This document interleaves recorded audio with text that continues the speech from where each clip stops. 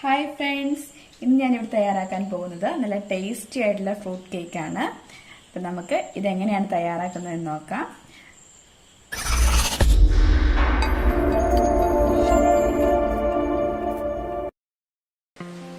First നമുക്ക് butter milk തയ്യാറാക്കാം. Butter milk തയ്യാറാക്കുന്നതിനായിട്ട് ഞാനിവിടെ 1/2 കപ്പ് പാലെടുത്തിട്ടുണ്ട്. ഞാൻ ചെറു ചൂടുള്ള പാലാണ് എടുത്തിട്ടുള്ളത്. ഇനി അതിലേക്ക് നമുക്ക് ഒരു ടീസ്പൂണോളം വിനാഗിരി ഒഴിച്ചു കൊടുക്കാം. എന്നിട്ടത് മാറ്റി വയ്ക്കാം. ഒന്ന് ഇളക്കണം കേട്ടോ. ഇനി നമുക്ക് ഡ്രൈ ഇൻഗ്രീഡിയൻസ് എടുക്കാം.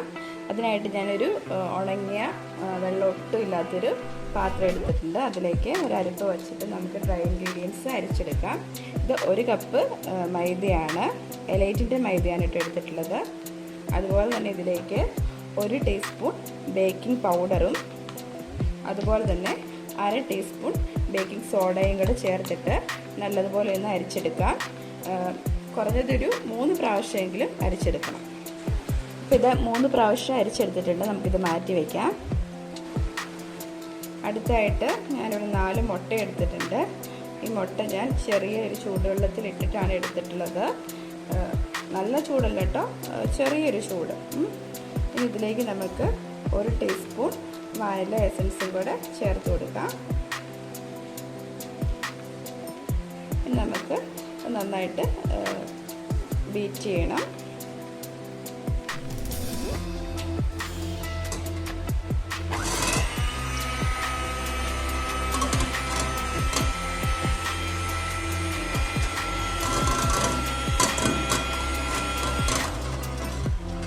ഇനി ഇതിലേക്ക് കുറേശ്ശെ പഞ്ചസാര ആഡ് ചെയ്ത് കൊടുക്കുക. ഇത് 3/4 കപ്പ് പഞ്ചസാരയുണ്ട്. ഇത് കുറേശ്ശെ ഇട്ട് വേണം ബീറ്റ് ചെയ്തെടുക്കാൻ. ഞാനിപ്പോൾ ലോ സ്പീഡിലാണ് ഇടുന്നുള്ളൂ. മുഴുവൻ പഞ്ചസാര ഇട്ടതിന് ശേഷം നമുക്ക് ഹൈ സ്പീഡിലോട്ട് മാറ്റാം. എഗ്ഗ് ബീറ്റ് ചെയ്തിട്ട് ഇത് റെഡി ആയിട്ടുണ്ട്. നോക്കിക്കേ, ഒരു മടക്കുകൾ പോലെ വരുന്നുണ്ട്, പല ലെയറുകളായിട്ട് വരുന്നുണ്ട്. അപ്പോൾ നമുക്കിത് ഓഫ് ചെയ്യാം.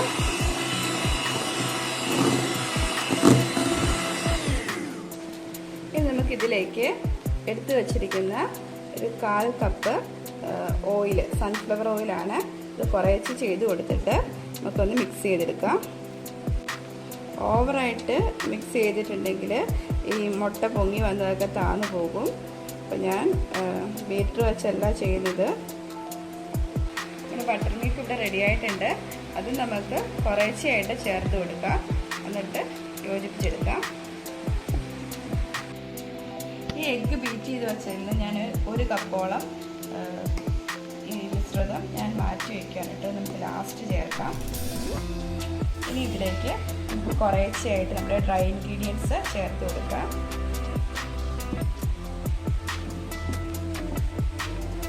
ഒരുമിച്ചിട്ടുണ്ടെങ്കിൽ ഈ മുട്ട ബീറ്റ് ചെയ്തെല്ലാം താന്നു പോകും. അപ്പോൾ കുറേശ്ശിട്ട് വേണം ചെയ്യാൻ.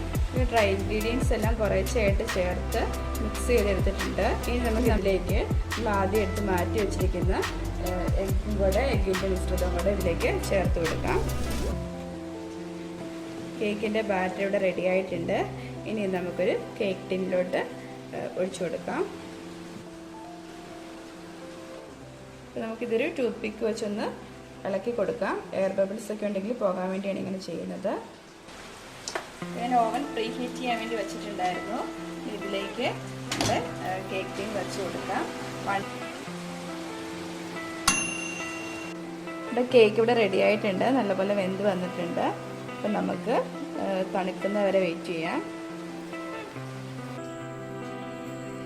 കേക്ക് ഞാനിവിടെ 3 ലെയറായിട്ട് വച്ചിട്ടുണ്ടായിരുന്നു. അപ്പോൾ ഞാൻ ബോർഡിൽ കുറച്ച് വിപ്പിംഗ് ക്രീം തൂത്തിട്ട് ഞാൻ അവിടെ ഫസ്റ്റ് ലെയർ വച്ചിട്ടുണ്ട്. ഇതിലേക്ക് നമുക്ക് ഷുഗർ സിറപ്പ് ആഡ് ചെയ്ത് കൊടുക്കാം.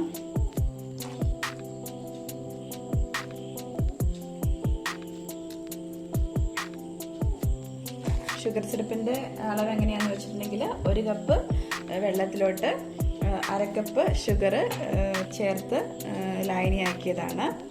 ഇനി ഇതിലേക്ക് നമുക്ക് ഞാൻ ചേർത്ത് കൊടുക്കുന്നത് കസ്റ്റേർഡാണ്.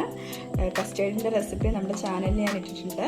അറിയില്ലാത്തവർക്ക് വേണ്ടി ഒന്നുകൂടെ ഞാൻ പറഞ്ഞു തരാം.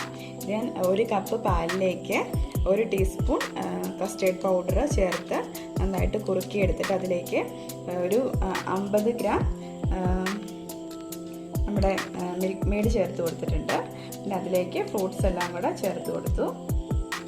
നമുക്കിഷ്ടമുള്ള ഫ്രൂട്ട്സ് ഉപയോഗിക്കാം.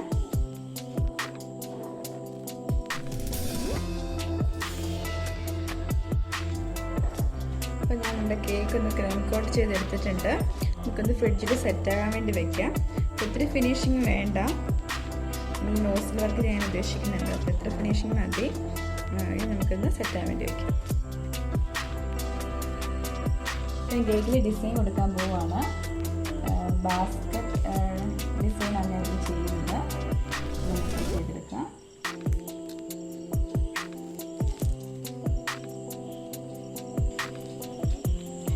കേക്കിൻ്റെ നോസിൽ വർക്ക് തീർന്നിട്ടുണ്ട്.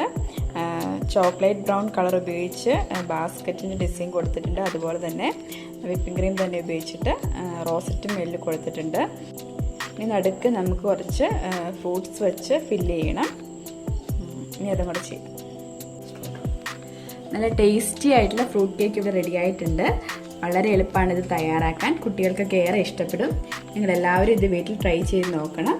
പിന്നെ ഈ റെസിപ്പി ഇഷ്ടമായിട്ടുണ്ടെങ്കിൽ ലൈക്ക് ചെയ്യാനും ചാനൽ സബ്സ്ക്രൈബ് ചെയ്യാത്തവർ സബ്സ്ക്രൈബ് ചെയ്യാനും മറക്കരുത്. വീണ്ടും മറ്റൊരു റെസിപ്പിയുമായി കാണാം. അതുവരേക്കും ബൈ.